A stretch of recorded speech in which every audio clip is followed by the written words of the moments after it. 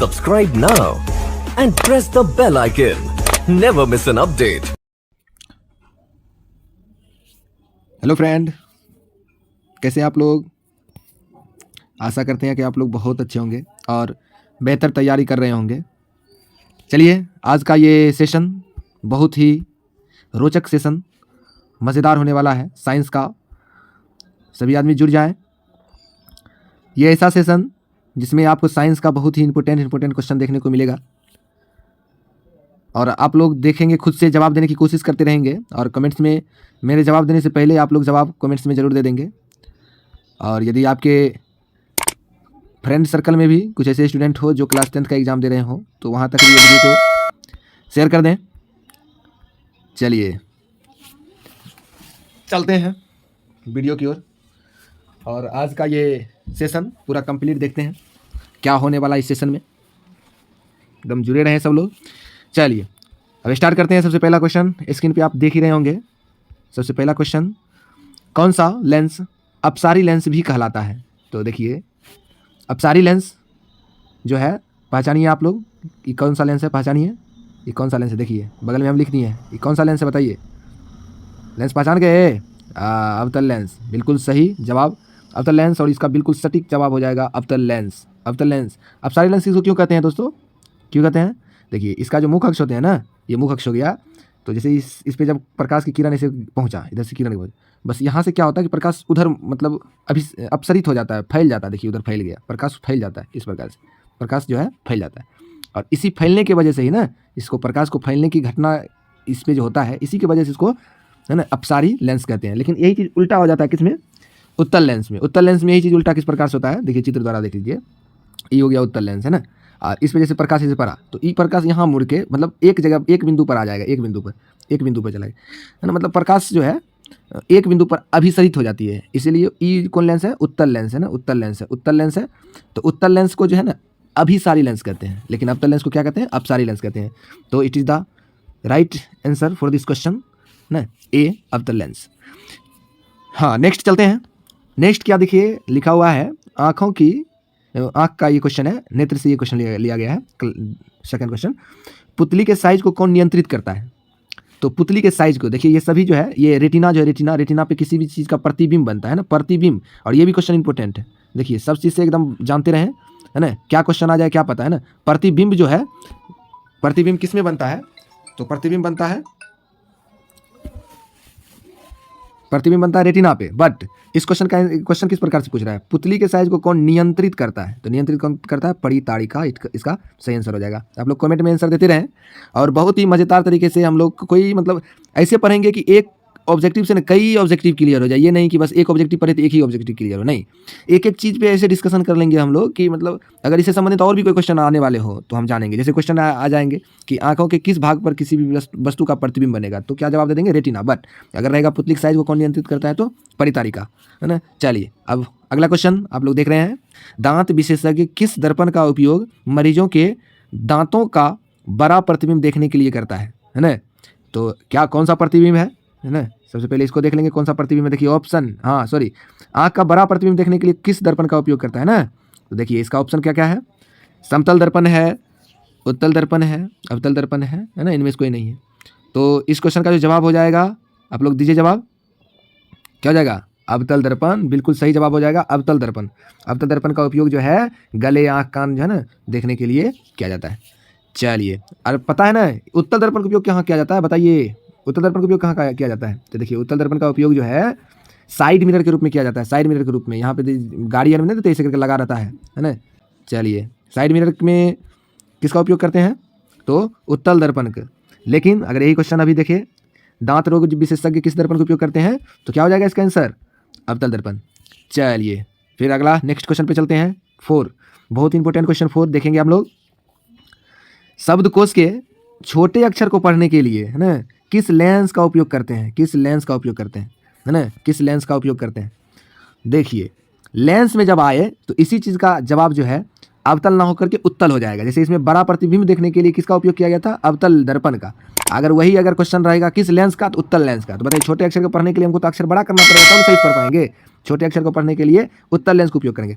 और उत्तल लेंस में भी कौन सा उत्तल लेंस, 50 सेंटीमीटर फोकस दूरी वाला उत्तल लेंस कि 50 सेंटीमीटर अवतल लेंस तो होगा ही नहीं, है ना। तो ये तो पहले ये कट गया, ये कट गया, ये कट गया, है ना। उत्तल लेंस 50 की 5, तो इसका सही आंसर हो जाएगा 5 cm फोकस दूरी वाले जो है उत्तल लेंस का उपयोग करते हैं शब्दकोश के छोटे अक्षर को पढ़ने के लिए।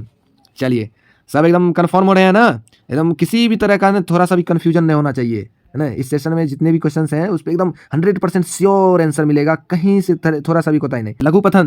लघुपथन के समय जो है परिपथ में विद्युत धारा का मान क्या होता है। बहुत ही इंपॉर्टेंट क्वेश्चन दोस्तों, बहुत ही इंपॉर्टेंट क्वेश्चन VVI है, क्योंकि ये चीज़ से मतलब जरूरी नहीं कि यही क्वेश्चन रहेगा, लेकिन इससे एक और क्वेश्चन जो बनते हैं हम दोनों बता देंगे ना आपको, बस टेंशन ही नहीं होने देंगे ना कि क्या क्वेश्चन रह सकता है इस टॉपिक से, तो वो भी हम बता रहे हैं। क्या लिखा हुआ है, लघुपथन समझते हैं ना, शॉर्ट सर्किट, शॉर्ट क्वेश्चन तो ये भी रहते हैं सब्जेक्टिव भी ना। लघुपथन किसे कहते हैं, तो बोलेंगे जब भू संपर्कित तार जो है, जो भूमि से अर्थिंग और जो गर्म तार है विद्युन्मय तार जिसको बोलते हैं, ये दोनों अगर कहीं पर जाकर सट गया तो सटने से कुछ नहीं होगा ना, मतलब अगर ऊपर में विद्युत रोधी प्लास्टिक लगा हुआ रहता है ना ऊपर, तब तो कुछ नहीं होगा। अगर ऊपर का वो जो है क्षतिग्रस्त हो जाए तब जाकर के वो सटे, तो वहाँ पर क्या होगी, चिंगारी उत्पन्न होगी। आप कभी शॉर्ट देखें हैं, शॉर्ट लगते हुए, शॉर्ट लगेगा तो बल्ब भर बुझ जाता है पूरी तरीका से। शॉर्ट जहाँ लगेगा, शॉर्ट लगा यहाँ पे मान लो शॉर्ट लगा, शॉर्ट जैसे लगेगा बस इधर वाला जितना भी बल्ब भर रहेगा वो सब, जैसे इधर से गया इधर शॉर्ट लगना है तो यहाँ वाला सब बल्ब भर जो भी कोई भी चीज़ होगा ना वो सब बुझ जाएगा एकदम डेफिनेटली। देखिएगा इसका मतलब क्या हुआ, जब सब चीज़ बुझ गया इसका मतलब हो गया कि प्रतिरोध बिल्कुल जीरो हो गया। प्रतिरोध क्या हो गया, जीरो। प्रतिरोध क्या हो गया, जीरो। लेकिन विद्युत धारा का मान बहुत अधिक बढ़ जाता है उस जगह पर। जैसे यहाँ पे मान लीजिए यहाँ पे आया, यहाँ पर इतना स्पीड में धारा एक ही जगह से एकत्रित हो जाता है ना, धारा का मान बहुत ज़्यादा बढ़ जाता है, लेकिन प्रतिरोध उधर से सप्लाई होता ही नहीं है, सब वहीं पे पहुंच जाता है, इसलिए धारा का मान अत्यधिक बढ़ जाता है। वाह, इसका सी आंसर हो जाएगा ना, धारा का मान अत्यधिक बढ़ जाता है।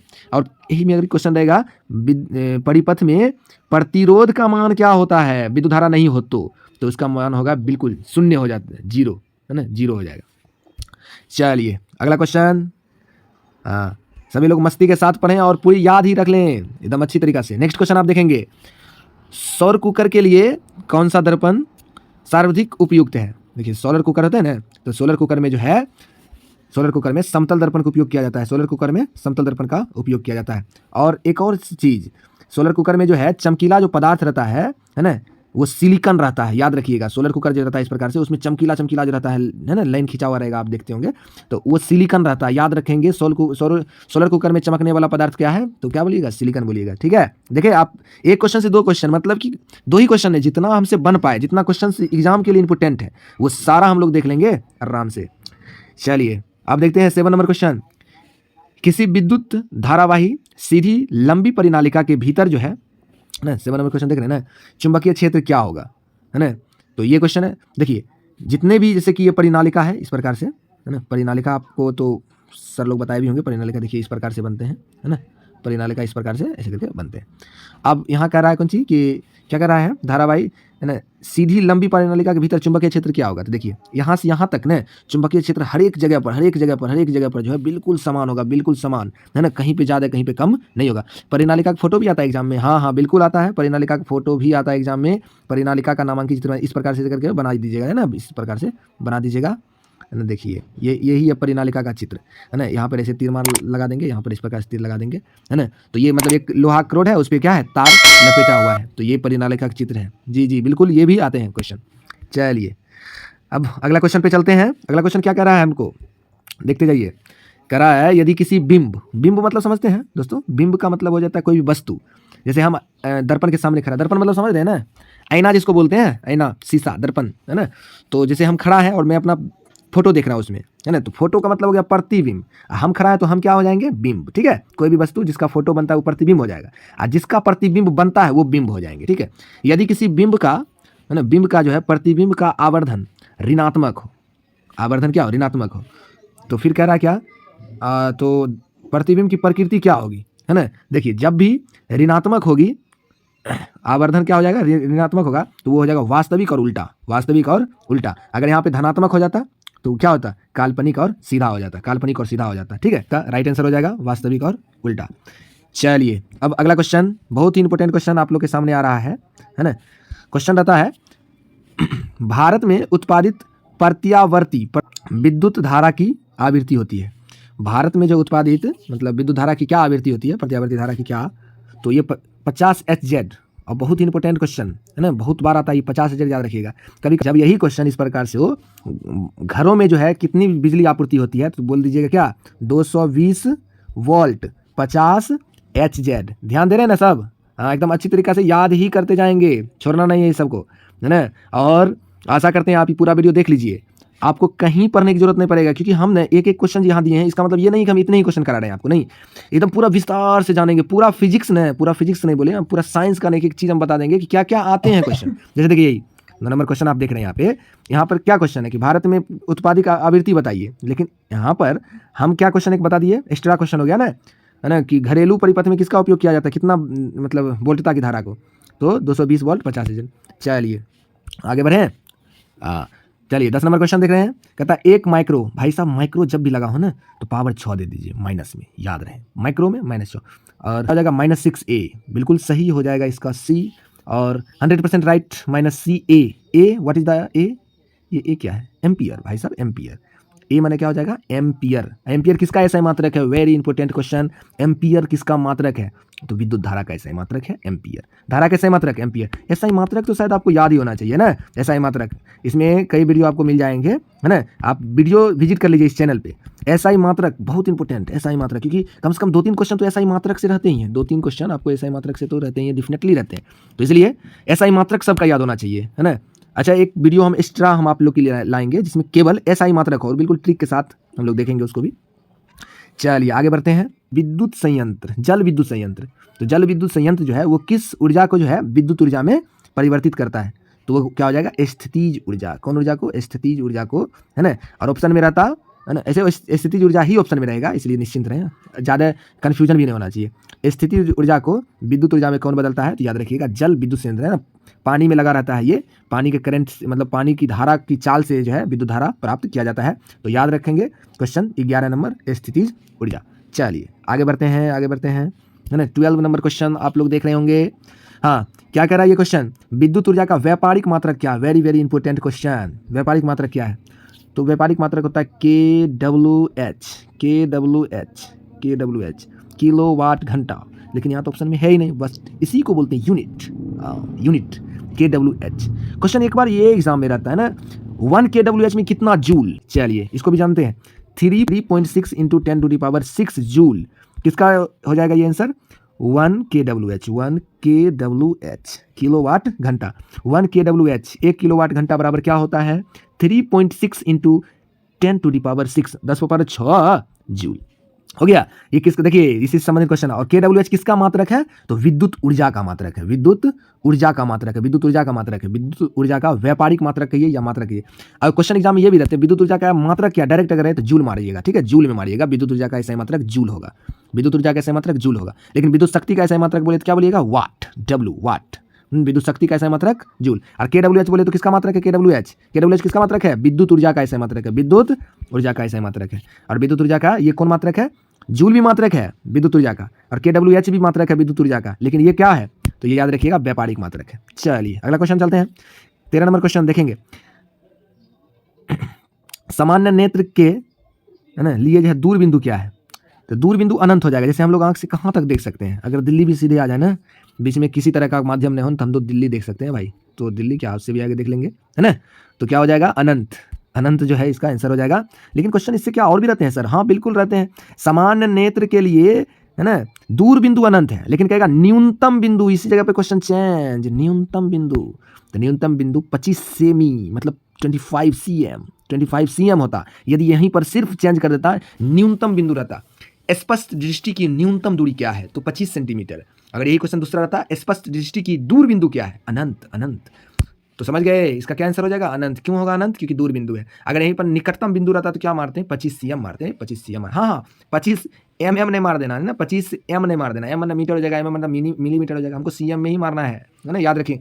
हाँ इसमें भी देख लीजिएगा दूर बिंदु रहे तब, बहुत बच्चा यहाँ देखता नहीं, सोचता है सर जी बोले 25 cm, बस 25 cm मारना, नहीं दूर बिंदु रहे तो अनंत मारना है, दूर बिंदु जब भी रहे तो क्या मारना है, अनंत मारना है। चलिए अब आगे बढ़ते हैं। चलिए और भी बहुत वेरी वेरी इंपॉर्टेंट क्वेश्चन हम लोग के सामने आ रहा है, देखते हैं क्या कह रहा है ये क्वेश्चन है, किस लेंस का प्रयोग कर जो है दीर्घ दृष्टि दोष को दूर किया जाता है। वाह, दीर्घदृष्टि दोष आप जानते हैं ना, दृष्टि दोष किसे कहते हैं? आंखों का वह दोष जिसमें आंख किसी भी वस्तु का प्रतिबिंब अपने रेटिना पर बनाने की क्षमता खो देता है, उसे ही दृष्टि दोष कहते हैं। हाँ, आप वीडियो को पॉज करके कभी कभी जो सब्जेक्टिव का भी आंसर बता दिया करते हैं ना, उसको भी लिखने की कोशिश, हम जो बोल रहे हैं कॉपी में लिख लें, है ना, और उसको याद कर लें। दृष्टि दोष का परिभाषा अभी हम बोल दिए थे। दृष्टि दोष कितने प्रकार के होते हैं? तो 3 प्रकार के होते हैं, लेकिन असलियत में 4 प्रकार भी हो सकते हैं ना। एक अबिंदुकता भी होता है भाई साहब। तो चलिए इसमें अभी हमसे क्वेश्चन पूछ रहा है दीर्घ दृष्टि। बहुत बच्चा दीर्घ देख करके डर जाता है। व्हाट इज द दीर्घ? दीर्घ का मतलब होता है भाई साहब दूर, है ना। दीर्घ जब भी लिखा हो तो क्या समझिएगा? दूर। और दूर दृष्टि दोष के लिए हम तो आप लोग को ट्रिक भी बताए थे ना, दूर के रहे तो लेंस 2 ही होगा, क्या तो उत्तल लेंस होगा ना, नहीं तो अवतल लेंस होगा। तो दूर में उत्तल मारिएगा, है ना। इसका ट्रिक क्या है कि 2 शब्द है इसमें, 2 वर्ण है इसमें, 2 वर्ण का यूज किया गया, तो इसमें 3 वर्ण का हो जाएगा आंसर। और अगर यहीं पे क्वेश्चन रहता निकट, तो नॉर्सी का नी को टो, देखिए 3 वर्ण का उच्चारण यहाँ पर है ना, को नो को टो, है ना, मात्रा नहीं देखना, मात्रा नहीं देखना। तो 3 है, तो 3 है, इसका अवतल हो जाता है। लेकिन यहाँ निकट का रहता तो अवतल मारते, है ना। 3 वाला में 4 वाला आंसर मारना है, 4 वाला में 3 वाला आंसर मारना है। क्या समझे? समझ गए होंगे। चलिए, तो दूरदृष्टि दोष में, दूरदृष्टि दोष को ही दीर्घ दृष्टि दोष कहते हैं। दूरदृष्टि दोष में किस लेंस का प्रयोग किया जाता है? तो वो हो जाएगा उत्तल लेंस।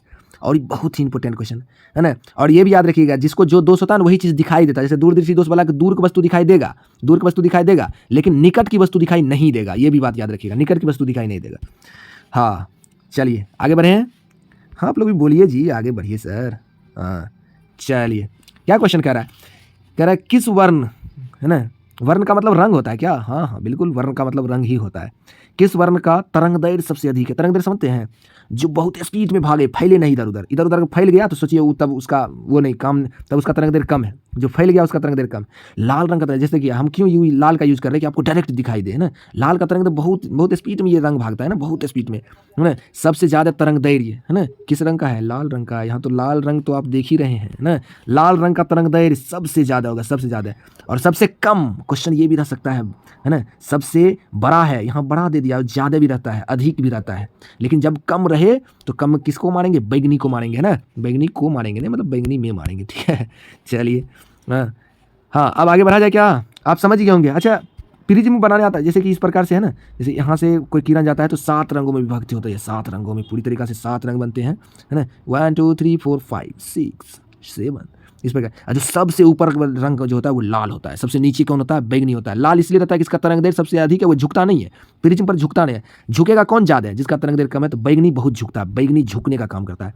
ये भी याद रखेंगे, बैगनी झुकने का काम करता है। लाल जो है झुकता नहीं, वो सीधे निकल जाता है, इसका तरंग दैर्घ्य अधिक है। और सबसे बीच में कौन सा रंग होता है? तो 3 ऊपर 3 ऊपर, 7 रंग होते हैं ना मूल, जिसमें 3 ऊपर 3 नीचे, बीच में हरा रंग होता है ना। क्वेश्चन रहता है प्रिज्म के बीच में कौन सा रंग होता है? तो हरा रंग होता है। अच्छा, आपको क्या लग रहा है? जो बोल रहे हैं ना वो क्वेश्चन बहुत इंपॉर्टेंट है। जो यहाँ है वो तो है ही, लेकिन जो बीच बीच में हम बोलते हैं ना वो क्वेश्चन बहुत इंपॉर्टेंट है। और आपको तब लगेगा जब आप एग्जाम हॉल में जाइएगा, तब आपको याद आएगी कि वाह सर जी जो बोले वो आ ही गया, है ना। और आएगा क्यों नहीं, आएगा ही, डर नहीं है क्या?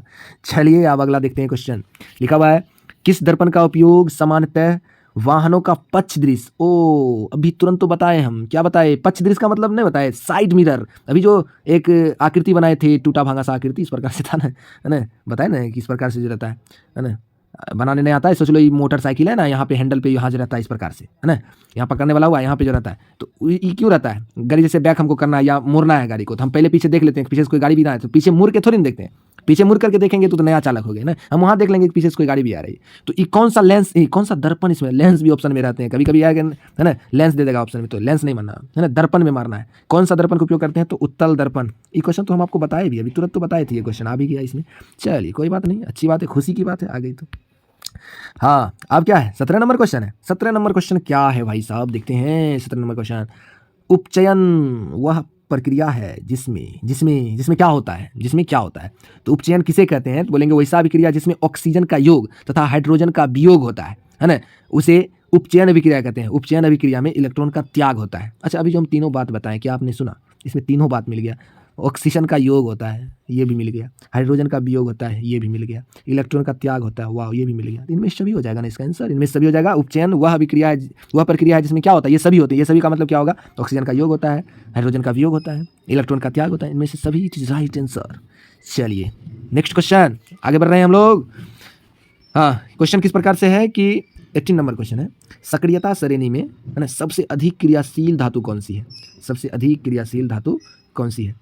तो इसका आंसर हो जाएगा, राइट आंसर हो जाएगा Na।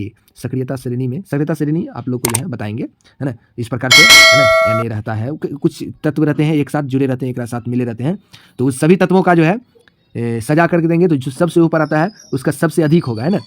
तो सोडियम जो है, सोडियम ये सबसे अधिक क्रियाशील धातु है। जानते हैं सोडियम के बारे में कुछ और भी जान लेते हैं। देखिए सोडियम का संकेत क्या होता है, तो Na होता है। सोडियम का संकेत Na, सोडियम का संकेत Na, सोडियम का संकेत Na, भूल जाइएगा, नहीं भूलिएगा ना। सोडियम का संकेत होता है Na, और सोडियम का परमाणु संख्या 11, सोडियम का परमाणु संख्या 11, और ये भी कई बार एग्जाम में है। सोडियम है क्या, सोडियम एक धातु है। सोडियम क्या है, धातु है। सोडियम धातु है, सोडियम का परमाणु संख्या 11 होता है, सोडियम का संकेत Na होता है, और सोडियम मुलायम धातु है। धातु तो है लेकिन कैसा धातु है, मुलायम धातु है, मुलायम धातु, है ना, मुलायम धातु। सोडियम मुलायम सिंह है, सॉरी मुलायम धातु है, क्या बोल देते हैं हम भी। सोडियम मुलायम धातु है, और ये बहुत अधिक क्रियाशील, अभी देखिए क्रियाशील बहुत अधिक है।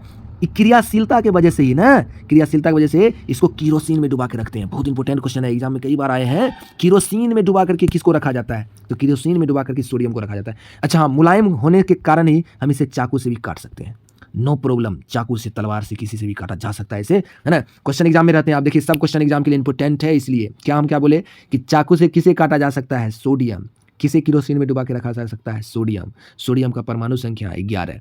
सोडियम क्या है, अगर ऑप्शन में धातु धातु बोला रहेगा तो धातु मारना है, और सोडियम सबसे अत्यधिक क्रियाशील मुलायम धातु है ना। और ये मृदा धातु भी है ना, मृदा धातु भी है, मृदा धातु सॉरी लगता है क्षार धातु, है ना। हाँ क्षारीय धातु है, क्षारीय धातु, सोडियम क्षारीय धातु है। चलिए आगे बढ़ा जाए। हाँ बिल्कुल आप पूरी तरीक़ा से जुड़े रहें, क्योंकि एक क्वेश्चन देखिए है नहीं कि यहाँ पे ये नहीं कि 19 नंबर क्वेश्चन अभी आप लोग देखेंगे तो क्या 19 नंबर का ही बताए, नहीं, अभी तक में लगभग 30 प्लस क्वेश्चन हम आप लोग को बता चुके हैं, है ना। तो और इससे क्या, एक ही वीडियो देखिए और ऐसा देख लीजिए ना कि हमको और दूसरा वीडियो देखने की जरूरत ही ना पड़े। हम जानते हैं आप वीडियो क्यों देखते हैं, आपको किसी चीज़ की कमी लगती है, लगता है कि थोड़ा सा विशेष देख लूँ, थोड़ा वीडियो पे कुछ अच्छा आ जाए, है ना। अगर आपको बेहतर नहीं होना तो आप क्यों देखिएगा वीडियो, उससे अच्छा कि आप कॉपी में क्यों नहीं रट लेते, है ना।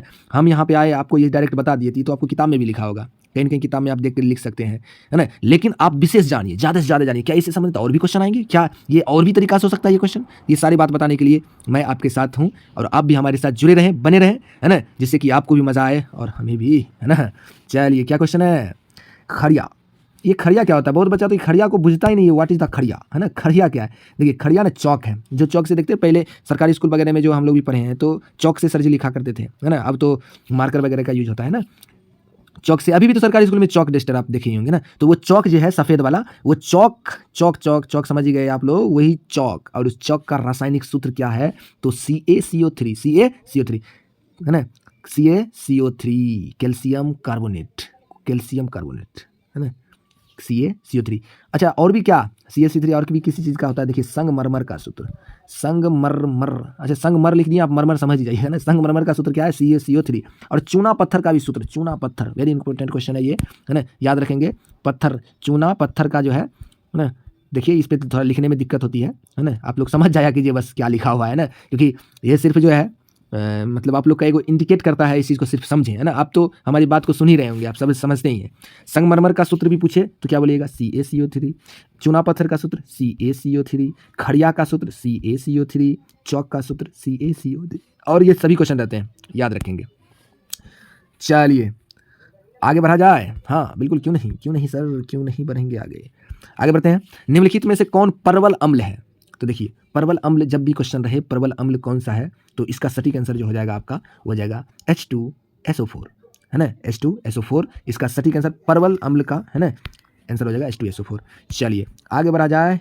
21 क्वेश्चन है इस प्रकार से, आधुनिक आवर्त सारणी में 36 कतारों की संख्या कितनी होती है। देखिए आवर्त सारणी आप लोग देखे हैं, नहीं देखे देख लीजिए ना, इस प्रकार से बना, हाँ देखे भी होंगे आप लोग, क्यों नहीं देखे होंगे, इस प्रकार से रहता है ना। ये 1 हो गया, 2 हो गया, 3 4 5 6 7, है ना।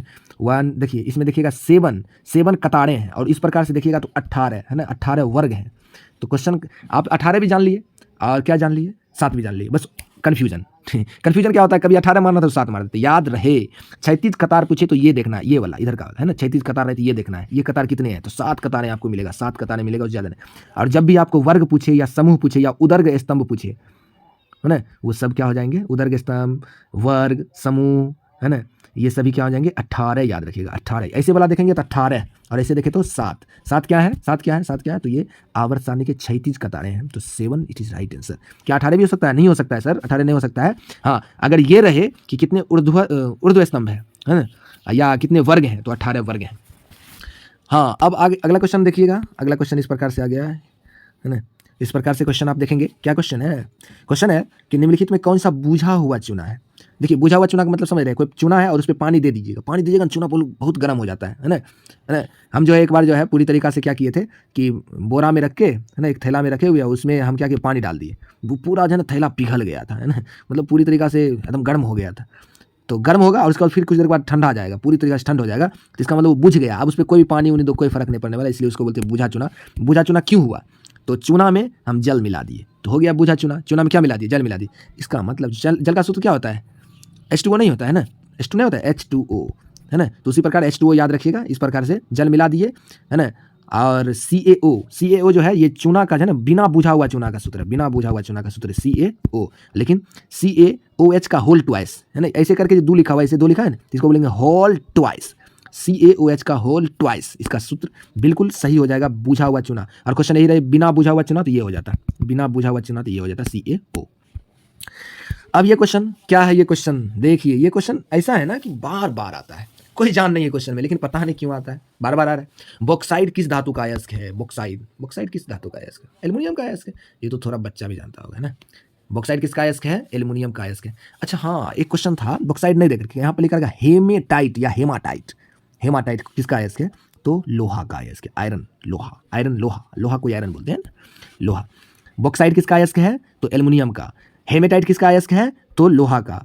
और जिंकाइट किसका अयस्क है? जिंकाइट किसका अयस्क है? तो वो हो जाएगा जिंक का, है ना। तो याद रखेंगे ये सारी बातें। चलिए आगे बढ़ा जाए, आगे बढ़ते हैं। यहाँ लिखा हुआ प्रोपेनॉल, यहाँ पे प्रोपेनॉल जो है ना बोल दिया है, प्रोपेनॉल देखिए, मिथ प्रोब्यूट आप पढ़े होंगे, नहीं भी पढ़ेंगे कोई बात नहीं। उसका कहता है नॉल। जब भी इतना बड़ा भी क्वेश्चन हो ना, और यहाँ पर हम ये देखेंगे है ना, प्रक्रियात्मक समूह, तो प्रक्रियात्मक समूह जो है आप अंतिम वाला देख कर लगाते हैं। नॉल लगा है तो ऑल लगा है, नॉल में क्या लगा है? ऑल लगा है। ऑल का मतलब होता है एल्कोहल, एल्कोहल का क्रियाशील समूह होता है OH एल्कोहल का। और एल्कोहल का कभी कभी आप लोग से सूत्र भी पूछेगा, तो C2H5OH एल्कोहल का सूत्र, एल्कोहल का सूत्र C2H5OH याद हो गया होगा। आगे बढ़ते हैं, चलिए आगे बढ़े। एसिटिक अम्ल का IUPAC नेम क्या है? IUPAC नाम क्या है ना, किसका? एसिटिक अम्ल का। तो इसका आंसर हो जाएगा मेथेनोइक अम्ल, नहीं एथेनोइक अम्ल it is right answer, ethanoic अम्ल है ना। एसिटिक अम्ल का कौन सा नाम? IUPAC नाम क्या हो जाएगा? एथेनोइक अम्ल। आगे बढ़े, हाँ क्यों नहीं। चलिए 26 क्वेश्चन है, निम्नलिखित में से कौन सा आयन लाल लिटमस को नीला कर देता है? सबसे पहले लाल को नीला कौन कर देता है? लाल को नीला कर देता है क्षार। कौन कर देता है? क्षार। लाल को नीला कौन करता है? क्षार। और नीला को लाल कौन करता है? उल्टा, ये हो जाएगा अम्ल। लाल नीला को लाल करता है और लाल को नीला कौन करता है? क्षार। ये भी क्वेश्चन एग्जाम में रहते हैं। अब देखिए, क्षार जब भी रहेगा तो OH, और अम्ल जब भी रहेगा तो H+। तो बताइए इसका क्या आंसर हो जाएगा? आप लोग तो खुद समझदार है ना sir, OH-, right answer OH-। आगे बढ़ा जाए। हाँ सर, ऑक्जेलिक अम्ल का प्राकृतिक स्रोत क्या है? तो टमाटर। ऑक्जेलिक, टमाटर में कौन सा अम्ल होता है? ऑक्जेलिक अम्ल होते हैं। और संतरा में या अन्य जो भी खट्टे चीज़ होते हैं उसमें कौन सा अम्ल होते हैं? तो वो में होते हैं सिट्रिक अम्ल। और ये सर इसमें क्या होता है? इमली में कौन सा अम्ल होता है? आप लोग कमेंट में देंगे जवाब, दीजिए तो। इमली में कौन सा अम्ल होता है? हाँ, इमली में कौन सा अम्ल होता है? चलिए अगला है, सिरका में कौन सा अम्ल होता है ना। सिरका में कौन अम्ल? ये दोनों क्वेश्चन आप लोग जवाब दीजिए तो। सिरका में कौन सा अम्ल होता है ना। सिरका में एसिटिक अम्ल होता है, हाँ बिल्कुल सही, एसिटिक अम्ल होते हैं सिरके में, है ना। एक क्वेश्चन ये भी रहता है, 4 से 6% एसिटिक अम्ल को क्या कहते हैं? तो सिरका कहते हैं। ये भी क्वेश्चन एग्जाम में रहते हैं। ओहो, क्या इमली वाला सब बताइए, इमली वाला बताइए। इमली जो है, इमली में कौन सा अम्ल होता है? मैं बता दूँ, हाँ टार्टिक अम्ल होता है, टार्टिक अम्ल, है ना। चलिए आगे बढ़ें। 18, क्वेश्चन नंबर 18, आधुनिक आवर्त सारणी में कितने ऊर्ध्व स्तंभ है? अभी तुरंत तो बताए थे, 18 नहीं होगा क्या? बताए थे ना, इस प्रकार से भूल जाते हैं आप लोग, नहीं भूलते हैं। चलिए अच्छी बात है, ये 1 2 3 4 5 6 इस प्रकार के 18 हो जाएंगे। 18 ऊर्ध्व स्तंभ बोले थे ना, 18 हो जाएगा, जिसको समूह भी बोलते हैं, भूलिएगा नहीं। अच्छा, आधुनिक आवर्त सारणी अभी कौन बनाया? मुस्ले ने बनाया, मुस्ले ने बनाया। आगे बढ़े, हाँ क्यों नहीं। चलिए 29, जब मैग्नीशियम रिबन को जलाया जाता है तो ऐसा किस प्रकार का आग उत्पन्न होता है। अब मैग्नीशियम रिबन, रिबन मतलब मैग्नीशियम का एक रिबन के टाइप में मैग्नीशियम हो और आप उसको जलाइएगा तो बिल्कुल सफ़ेद, है ना, उजला, चमकदार उजला एकदम पूरी तरीक़ा से उसका लौ निकलेगा, आग निकलेगा उससे। चलिए आप अच्छी तरीक़ा से जान गए होंगे। अगला क्वेश्चन पे चल रहे हैं हम लोग। नेक्स्ट क्वेश्चन 30, क्या क्वेश्चन है? लोहा पर जिंक लेपन क्या कहलाता है? देखिए, लोहा पर जिंक लेपन जस्तीकरण कहलाता है। क्या कहलाता है? जस्तीकरण, है ना। जस्तीकरण को ही यशद लेपन भी कहते हैं। वेरी इंपॉर्टेंट बात, है ना। जस्तीकरण किसको बोलेंगे? तो बोलेंगे किसी भी धातु युक्त पदार्थों को, है ना, संक्षारण से रोकने के लिए, संक्षारण से बचाने के लिए जब उस पर जस्ता का लेप चढ़ा दिया जाता है ना, तो उसी को जस्तीकरण कहते हैं। जस्तीकरण को ही दूसरा नाम क्या है? यशद लेपन है। जस्तीकरण का दूसरा नाम यशद लेपन। इसमें कोई ऑप्शन है क्या? नहीं है ना। गैल्वेनीकरण राइट हो जाएगा इसका। जस्तीकरण ऑप्शन में नहीं रहो तो गैल्वेनीकरण मार दीजिए। गैल्वेनीकरण भी उसका नाम है। ओके, आगे बढ़ा जाए। क्या लिखा है क्वेश्चन कि निम्नलिखित में कौन सहसंयोजी यौगिक है? सहसंयोजी यौगिक है। निम्नलिखित में कौन सहसंयोजक यौगिक है? सहसंयोजक यौगिक का मतलब हुआ, है ना, कि वो पूरा अष्टक पूरा कर लेता है ना, तो वो हो जाएगा सहसंयोजक यौगिक में CH4, है ना। आप लोग इसको पढ़ेंगे, इसको ये थोड़ा एक विस्तार टॉपिक होते हैं, है ना। इसका नाम होता है मीथेन। CH4 किसका सूत्र हो गया? मीथेन का। बहुत कभी कभी तो ये क्वेश्चन भी रहता है ना, मीथेन का क्या सूत्र होता है? तो मीथेन का सूत्र हो जाएगा CH4। और मीथेन गैस को जो है मार्क्स गैस भी बोला जाता है। मार्क्स गैस, है ना, मार्क्स गैस भी बोला जाता है ना। मार्क्स गैस किस प्रकार से लिखा रहता है ना, इस प्रकार से ही शायद लिखा रहता है मार्क्स गैस। और उसके बाद फिर क्वेश्चन ये भी रहता है बायोगैस का प्रमुख घटक क्या है? तो वो भी हो जाएगा CH4 माने मीथेन। मीथेन, मीथेन कौन सा हाइड्रोकार्बन है? तो मीथेन जो है संतृप्त हाइड्रोकार्बन है। संतृप्त हाइड्रोकार्बन है, संतृप्त हाइड्रोकार्बन, है ना। और इसका सामान्य सूत्र क्या हो जाएगा? सामान्य सूत्र इसका क्या हो जाएगा? तो CnH2n+2, CnH2n+2। और ये एल्केन का सूत्र हो गया। एल्केन का सूत्र कभी कभी एग्जाम में ये भी क्वेश्चन रहते हैं। एल्केन का क्या सूत्र होता है? एल्केन का CnH2n+2, CnH2n+2, CnH2n+2 किसका सूत्र होगा? एल्केन का सूत्र CnH2n+2, है ना। तो सहसंयोजक यौगिक इसमें क्या हो जाएगा? तो मीथेन हो जाएंगे। हाँ, एल्केन का सूत्र क्या होता है? एल्केन का सूत्र CnH2n+2 होता है। चलिए आगे बढ़ते हैं। इसमें देखिए क्वेश्चन है निम्नलिखित में कौन भस्म नहीं है ना। तो देखिए भस्म कौन नहीं है? तो देखिए जिसके अंत में सिर्फ O लगा हो या OH लगा हो, समझ जाएगा वो भस्म है। सिर्फ O लगा हो और OH लगा हो तो क्या समझेंगे? भस्म है। तो आप इसमें देखिए, इसमें भी आपको वही O नजर आ रहा है तो भस्म है। इसमें OH नजर आ रहा है, भस्म है। इसमें भी O नजर आ रहा है, भस्म है। इसमें तो कुछ ऐसा चीज़ दिखाई नहीं दे रहा है, तो ये लवण है, NaCl लवण है। और याद रहे जिसके आगे में H लगा हो वो सब अम्ल होते हैं। जिसके आगे में जैसे HCl, Cl है ये, और उसके आगे में H लगा है, तो ये क्या हो जाएगा? ये क्या हो जाएगा बताइए तो? क्या हो जाएगा? ये अम्ल हो जाएगा। ये अम्ल हो जाएंगे। और जिसके आगे, है ना, H लगा हो अम्ल, और जिसके पीछे OH या सिर्फ O लगा हो ये क्या हो जाएंगे? क्षार हो जाएंगे। हाँ, अगला है पुष्पी पौधे में, पुष्पी पौधे जो पौधे फूल देते हैं उसका लैंगिक जनन भाग क्या है? तो लैंगिक जनन भाग जो है ना फूल हो जाएगा। फूल से ही जनन होते हैं, फूल के द्वारा। पत्ती के द्वारा जनन थोड़ी होता है, पत्ती के द्वारा श्वसन होता है। तने के द्वारा क्या होता है? तो वो तो परिवहन होता है उसमें, है ना, तने के द्वारा परिवहन होता है। लेकिन फूल द्वारा जो है ना जनन की प्रक्रिया होती है ना। फूल का भी तो एग्जाम में क्वेश्चन रहते हैं ना, नामांकित चित्र बनाए इस प्रकार से आप लोग बनाइएगा इस प्रकार से, है ना। ये फूल का इस प्रकार से, है ना। इतना दूर आप दिख रहे हैं, देखिए इस प्रकार से, जिसको अभी रेड कलर से कर रहे हैं, इसको बोलते हैं अंडाशय है। इतना दूर यहाँ से, है ना, थोड़ा कलर चेंज कर देंगे तो आप ज़्यादा समझ पाइएगा, है ना। इसको देख लेते हैं। ये इतना दूर जिस प्रकार से कर रहे हैं, देखिए कलर चेंज कर दिए, है ना। इसको बोलते हैं वर्तिका। इसको क्या बोलते हैं? वर्तिका। और यदि, है ना, यदि आगे इस प्रकार से रहे, है ना, ये जो ऊपर का भाग जो दिखा है वर्तिका के ऊपर, इसको बोलते हैं वर्तिकाग्र। क्या बोलते हैं इसको? वर्तिकाग्र बोलते हैं, है ना। और ये सभी यहाँ से लेकर के यहाँ तक ये पूरा जो है, ये पूरा कौन सा भाग है? तो ये मादा भाग है, स्त्री भाग है ये, है ना। और उसके बाद ये जो यहाँ से यहाँ तक ऐसे करके घुमा है ये नर भाग है। और ये इस प्रकार से छोटा छोटा भी कण जो आपको ऐसे देखिए कण दिख रहा है ना, ये कण क्या हो जाएगा? ये कण जो है इसको बोलते हैं पराग कण। और जो इसमें है उसको बोलते हैं परागकोश। और यहाँ से यहाँ तक जो घुमा है ये पूरा, इसको बोलते हैं पुमंग। इसको क्या बोलते हैं? पुमंग, है ना। तो पुमंग पुरुष भाग हुआ। पुमंग कौन भाग हुआ? पुरुष भाग। चलिए आगे बढ़ते हैं। देखिए कई क्वेश्चन हो रहे हैं, कभी कभी एग्जाम में वो सब रहते हैं, इसलिए बहुत अच्छी तरीके हम बता इसलिए रहे हैं कि आपको ना पूरा साइंस एकदम मतलब अब हलवा हो जाए। अब कब मतलब लास्ट समय ना, लास्ट समय अब लगे कि एकदम बिल्कुल हो गया, मेरा पूरा तैयारी है ना। चलिए यदि आप अच्छी तरीके से जानते हैं तो वीडियो को थोड़ा स्पीड कर लीजिए। अगर नहीं जानते तो वीडियो को एक आध दो बार और देख लीजिए बढ़िया से। हम कह रहे हैं कि आपको कोई वीडियो देखने की जरूरत नहीं पड़ेगी। चलिए आगे बढ़ रहे हैं। इनमें से कौन जो है ना वो उत्सर्जी अंग है। तो उत्सर्जी का मतलब होता है बाहर निकालना। देखिए, है ना, ये जो है बाहर जो निकालने वाला पदार्थ को बाहर निकलता है वृक्क को इंग्लिश में क्या कहते हैं? किडनी कहते हैं ना। किडनी से रक्त का उत्सर्जन होता है। रक्त का उत्सर्जन किससे होता है? किडनी से होता है। आगे आता है विरिसन। विरिसन में क्या है? विरिसन इसका आंसर, सॉरी हम तो शुक्राणु बोलना चाहिए थे, विरिसन हो गया। शुक्राणु का निर्माण कहाँ होता है? क्वेश्चन रहेगा अगर शुक्राणु का निर्माण कहाँ होता है, शुक्राणु का निर्माण कहाँ होता है? तो विरिसन में होता है। शुक्राणु का निर्माण विरिसन में होता है और ये बहुत इंपॉर्टेंट क्वेश्चन है। गर्भाशय में कैसे होगा? गर्भाशय में तो होगा ही नहीं। अगला है गर्भाशय मादा भाग है तो गर्भाशय में तो नहीं होगा ना, विरिसन में ही होगा, बिल्कुल सही आंसर है ना। आगे बढ़े हैं, हाँ 36 में है, निम्नलिखित में कौन प्राकृतिक संसाधन नहीं है? तो देखिए प्राकृतिक संसाधन वायु, मृदा, ये सभी है। जीवधारी जो है ये प्राकृतिक संसाधन के रूप में नहीं आएंगे, जीवधारी प्राकृतिक संसाधन, बाकी ये सभी मृदा, जल, ये सभी क्या है? तो प्राकृतिक संसाधन। नेक्स्ट क्वेश्चन देखेंगे, इंसुलिन की कमी से कौन सा रोग होता है? तो इंसुलिन की कमी से मधुमेह रोग होता है। इंसुलिन कमी से मधुमेह रोग होता है। इंसुलिन कमी से मधुमेह रोग होता है, बोल रहे हैं सब, इंसुलिन कमी से मधुमेह रोग होता है।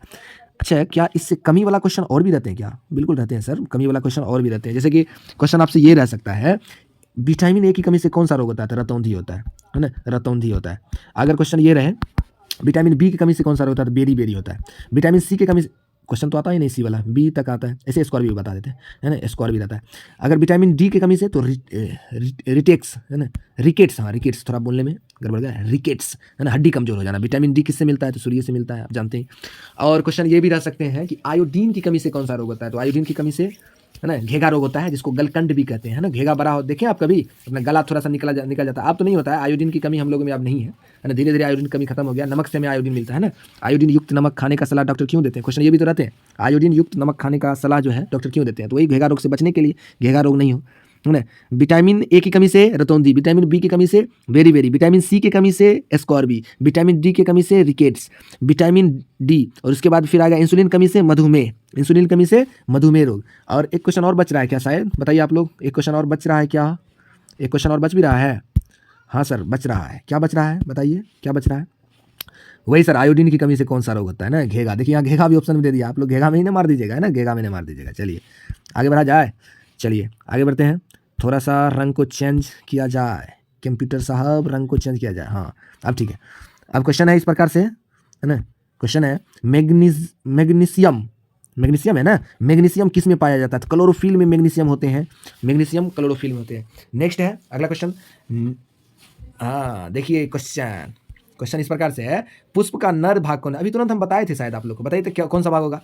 कौन सा भाग होगा बताइए, आप ही लोग बताइए, बता रहे हैं, बता रहे हैं क्या? अंडप होगा, अंडप में अंडा बनता है, अंडा पुरुष में बनेगा कि स्त्री में? तो नहीं होगा ये। वर्तिकाग्र किसको बताए थे? मादा भाग को। वर्तिकाग्र किसको बताए? मादा भाग को। तो पुंकेसर, पुंकेसर, है ना, पुंकेसर जो है ना, पुंकेसर जो है वो क्या है? नर जनन भाग है। ये जो इस प्रकार से फूल में जो आपको इसी प्रकार ये जो दिए, ये यही हुआ, ये यहाँ से यहाँ तक ये आप, है ना, पुमंग, है ना, पुंकेसर, ये पूरे हो गया पुंकेसर, ये यहाँ से यहाँ तक गया, ये हुआ पुमंग। और इसमें जो ये है परागकोश, इसमें जो कण है, कण है, छोटा छोटा छोटा छोटा छोटा छोटा छोटा कण जो रहता है उसको बोलते हैं पराग कण। यही है जिस प्रकार मनुष्य में शुक्राणु होते हैं ना, तो यही पराग कण शुक्राणु का काम करता है इसका, ठीक है। चलिए अब नेक्स्ट क्या देख रहे हैं आप लोग? अगला क्वेश्चन आप लोग क्या देख रहे हैं? अगला क्वेश्चन है सर कि उभयलिंगी जीव किसको कहते हैं? उभयलिंगी समझते हैं, जिस जीव में मादा और पुरुष दोनों एक ही जीव हो, उसका अलग अलग नहीं हो। जैसे देखिए शेर रहेगा तो शेरनी भी रहेगा ना, मछली में भी देखिएगा, कोई कुछ मछली में अंडा निकलता है, कुछ मछली में अंडा नहीं रहता है ना, इसका मतलब वो भी तो अलग अलग है। हम लोग जीव जंतु जितने भी, अच्छा हम लोग क्या है, हम लोग क्या है? एक लिंगी जीव है। हम लोग में केवल पुरुष भाग है तो पुरुष भाग है, स्त्री भाग है तो स्त्री भाग है, अलग अलग है ना, तो एक लिंगी कहेंगे। लेकिन कुछ ऐसे जीव होते हैं, कुछ नहीं एक दो ही है ना, कुछ फूल होते हैं द्विलिंगी, है ना, कुछ ये जो है जीव होते हैं। और उसमें कौन सा जीव है, ये क्वेश्चन है कि उभयलिंगी जीव कौन से हैं? तो उभयलिंगी जीव जो हो जाएंगे आपका क्या हो जाएगा बताइए, क्या हो जाएगा? कोई पता है किसी को? अगर पता है तो कमेंट्स में जरूर लिखते रहें, है ना। तो ये हो जाए केचुआ। केचुआ में क्या होते हैं? केचुआ में द्विलिंगी जीव होते हैं। क्या केचुआ से संबंधित और भी क्वेश्चन है सर? हाँ क्यों नहीं, केचुआ से संबंधित और भी क्वेश्चन है। क्वेश्चन रहता है नेत्रविहीन कौन है? तो केचुआ। केचुआ का आंख नहीं होता है ना, नेत्रविहीन है ये। और दूसरा क्वेश्चन है केचुआ का श्वसन अंग क्या है? तो त्वचा, है ना, त्वचा। त्वचा श्वसन अंग क्या है? त्वचा है, ये त्वचा द्वारा सांस लेता है। और ये कैसे जीव है? उभयलिंगी जीव, उभयलिंगी जीव है। और जानते हैं ये लगभग 300 वर्ष तक जी भी सकता है ये लाइफ में, इसका आयु बहुत लंबी आयु होती है, 300 वर्ष तक ये जी सकते हैं। है ना। और इसका श्वसन अंग मतलब ये सांस जो लेता है त्वचा द्वारा सांस लेता है और बहुत इंपॉर्टेंट है, त्वचा द्वारा सांस लेने वाले जीव कौन है, तो ये क्या क्या हो जाएगा, तो केचुआ। अच्छा हाँ, अब सांस लेने से क्वेश्चन आ गया, क्वेश्चन रह जाएगा ना, मछली किस द्वारा सांस लेता है, मछली जो है गल्फर द्वारा सांस लेता है ना, गल्फर, गल्फर मतलब गिल्स, गल्फर इंग्लिश में इसको गिल्स कहते हैं, है ना। और मनुष्य में जो है, मनुष्य में श्वसन अंग क्या हो जाएगा, बहुत बच्चा नाक बोल रहा है, नाक नहीं होगा मनुष्य में फेफड़ा होगा, मनुष्य में क्या हो जाएगा, फेफड़ा हो जाएगा। चलिए आगे बढ़ा जाए, जी सर बढ़ा जाए। हाँ, क्वेश्चन है पृथ्वी पर जो है सूर्य ऊर्जा का जो है प्रमुख स्रोत क्या है। देखिए ऊर्जा, मेन स्रोत ऊर्जा का ना सूर्य ही है ना, उसके बाद ही कुछ भी है, सूर्य बिना सब कुछ अधूरा है, सूरज नहीं तो कुछ भी नहीं, है ना। और सूरज की तरह हम लोग को भी बनना है, हम लोग के बिना कुछ नहीं होने वाला है ना, ऐसा बनिए आप लोग भी, आप लोग सूरज की तरह रहे, लेकिन सूरज की तरह जलने, सूरज की तरह यदि बनना है तो सूरज की तरह जलना भी तो पड़ेगा, है ना। तो अभी क्या कर रहे हैं, मेहनत कर रहे हैं, एक तरह से जल ही रहे हैं ना, और मेहनत कीजिए पूरी तरीका से। अच्छा हाँ, क्वेश्चन है नर युग्मक कौन है, नर युग्मक का मतलब क्या हुआ, पुरुष वाला युग्मक। देखिए शुक्राणु क्या है हम नहीं जानते, तो आगे बढ़ेंगे। अंडाणु क्या है, तो ये अंडा है, अंडा तो बनेगा डेफिनेटली। योनि तो स्त्री में होता है, अंडाशय, अंडाणु अंडाशय में बनते हैं। इसका मतलब ये सभी जो है वो नर नहीं है, वो मादा युग्मक है ना, मादा युग्मक है ना। लेकिन नर युग्मक कौन है, शुक्राणु। और शुक्राणु कहाँ बनता है, विरिसन में बनता है ना। विरिसन जो है इस प्रकार से है ना, विरिसन मनुष्य में, विरिसन देख रहे हैं मनुष्य में, ये लिंग हो गया है ना, ये विरिसन है ना, यही विरिसन में क्या बनते हैं, शुक्राणु का निर्माण होता है इसी विरिसन में, है ना। मादा जनन का भी फोटो एग्जाम में क्वेश्चन इस प्रकार से रहते, देखिए मादा जनन का फोटो बनाइए, देखिए ये हो गया, ये हो गया गर्भाशय, है ना, ये हो गया फेलोपियन नलिका, ये हो गया फेलोपियन यहीं से, और ये अंडाशय हो गया, इससे अंडा निकल के यहाँ पे आता है ना, यहाँ से इधर से शुक्राणु है ना, लिंग प्रवेश करता है ना, लिंग श्रृंखला करके जो है वहाँ जो है क्या विरिसन पहुँचता है, और अंडाणु और शुक्राणु ये दोनों मिलते हैं, इसी क्या कहते हैं, निषेचन कहते हैं। क्वेश्चन एग्जाम में रहते हैं ना, अंडाणु और शुक्राणु के मेल को क्या कहते हैं, अंडाणु और शुक्राणु के मेल को क्या कहते हैं, निषेचन कहते हैं। अंडाणु और शुक्राणु के मेल को निषेचन कहते हैं, अंडाणु और शुक्राणु को मेल को क्या कहते हैं, निषेचन कहते हैं।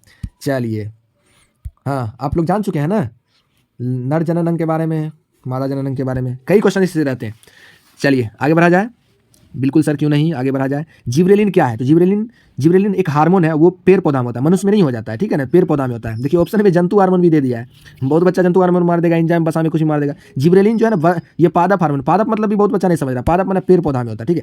और जिब्रेलिन नहीं, कुल मिला के 5 हार्मोन होते हैं, है ना। ऑक्जीन, है ना, ऑक्जीन होता है, उसके बाद ऑक्सीजन हो गया, साइटोकाइनिन होता है, साइटोकाइनिन, है ना। उसके बाद एब्सेसिक एसिड होते हैं, एथिलीन होते हैं, है ना, और जिब्रेलिन होते हैं। देखिए oxygen, gibberellin, cytokinin, abscisic acid और एथिलीन। एथिलीन को नहीं भूलेंगे, क्यों नहीं भूलेंगे सर, एथिलीन एक ऐसा हार्मोन है, गैसीय हार्मोन है। एथिलीन कौन हार्मोन है, गैसीय हार्मोन। एथिलीन किसमें बनता है, एथिलीन किसमें बनता है, गैसीय हार्मोन है ये, और एथिलीन बनता है पेड़ पौधा में, पेड़ पौधे में ये हार्मोन बनते हैं, एथिलीन हार्मोन। और एथिलीन गैसीय हार्मोन है, और ये फल पकाने का काम करता है, एथिलीन फल पकाने का काम। क्वेश्चन है फल पकाने के लिए कौन सा हार्मोन कार्य करता है फल पकाने के लिए, तो वो हो जाएगा एथिलीन हार्मोन।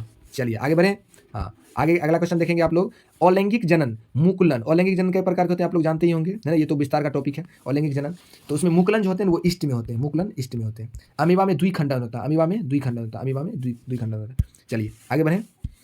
हाँ, तो उस अभी जो बताया ईस्ट वाला जो क्वेश्चन का आंसर आप लोग को बताया, ईस्ट वो क्या था, मुकुलन द्वारा जनन। ईस्ट में मुकुलन द्वारा जनन होता है। कभी कभी ऑप्शन में ईस्ट नहीं हो तो हाइड्राम मार दीजिएगा, दोनों तो रहेगा ही नहीं, निश्चिंत रहिए आप। चलिए आगे बढ़े। हाँ, आगे क्या है, 45 है इस प्रकार से कि पत्तियों का मुरझाना किस हार्मोन के कारण होता है, आप लोग को नहीं बताया ना। ऑक्सीजन जो है ना पौधे को बड़ा करने के लिए ये काम करता है। जिब्रेलिन जो है तना को बढ़ाने का काम करता है। एब्सेसिक एसिड जो है ना ये पत्ती को मुरझाने का काम करता है, बहुत बड़े बड़े जो है ना ठेकेदार वगैरह होते हैं, वो क्या करते हैं, एब्सेसिक एसिड पूरा मतलब वृक्ष पर छिड़क देते हैं, बस वो पूरा मर जाता है वृक्ष और उसको काट लेते हैं, है ना। साइटोकाइनिन तना को बढ़ाने का काम करता है, कोई फल को बनाने का काम करता है। और एथिलीन हार्मोन के बारे में बताए, वो फल को पकाने का काम करता है। लेकिन ये एब्सेसिक एसिड, ABA लिखा हुआ ना, ABA लिखा है तो क्या, ABA को ही एब्सेसिक एसिड बोलेंगे, ठीक है। ABA क्या बोलेंगे, एब्सेसिक एसिड। ये क्या करता है, पेड़ पौधे को जो है मुरझाने का काम करता है, पत्ती को मुरझाने का काम करता है। चलिए अगला क्वेश्चन है, दो तंत्रिका कोशिका के मध्य खाली स्थान को क्या कहते हैं, सिनेप्स कहते हैं। खाली स्थान को क्या कहते हैं, सिनेप्स कहते हैं। बहुत बच्चा एक्शन मार दीजिएगा, एक्शन भी लग रहा है ना, एक्शन नहीं होगा, सिनेप्स सुनेंगे। शरीर की सबसे बड़ी कोशिका क्या कौन सा है, तो तंत्रिका कोशिका सबसे बड़ा है।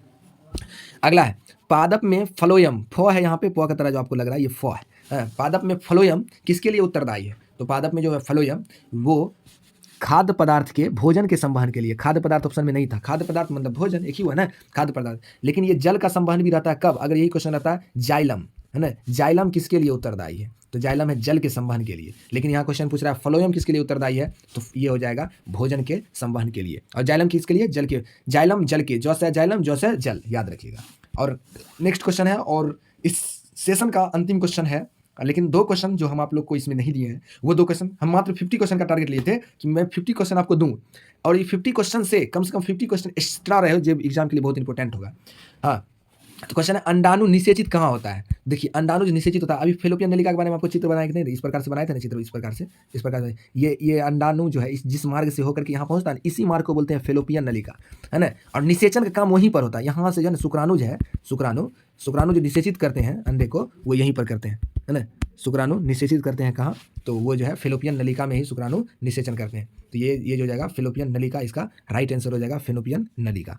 ठीक है, तो अब 2 क्वेश्चन आपसे मैं अंत में पूछने जा रहा हूं, और वो दोनों क्वेश्चन का जवाब आप कमेंट बॉक्स में देंगे, है ना। और देखते हैं कितने बच्चे बिल्कुल सही जवाब देते हैं। पहला क्वेश्चन है कि रासायनिक दूत किसे कहते हैं। क्वेश्चन है आप लोग को, रासायनिक दूत किसे कहते हैं, रासायनिक दूत किसे कहते हैं। और दूसरा है आवेश का मात्रक क्या है, आवेश का मात्रक क्या है। रासायनिक दूत किसे कहते हैं और आवेश का मात्रक क्या है, ये दोनों क्वेश्चन यदि आप जवाब दे देते हैं, है ना, देखते हैं कितना स्टूडेंट है जिसको जवाब देते हैं। देखिए ये वीडियो बनाने का मेरा उद्देश्य केवल ये 48 क्वेश्चन या 2 क्वेश्चन जो पूछे 50 क्वेश्चन का ही करने का नहीं था। इसका मेरा पूरा प्लान था कि कम से कम साइंस का एकदम पूरे इंपॉर्टेंट वीवीआई जितने भी टॉपिक होते हैं, और वीवीआई नहीं, हम पूरा आपको नॉलेज देने की कोशिश किए हैं। और इसको यदि आप बेहतरीन तरीके से जान जाते हैं ना, ये पूरे जितना बात इसमें बोले हैं, क्वेश्चन से एक्स्ट्रा जो क्वेश्चन हम अलग से आपको किए हैं वो बहुत ही इंपॉर्टेंट है, और आप कॉपी में नोट डाउन कर लें ये सभी क्वेश्चन। आपने ये वीडियो देखा, इस वीडियो देखने और इस चैनल को सपोर्ट करने के लिए आपको बहुत बहुत धन्यवाद।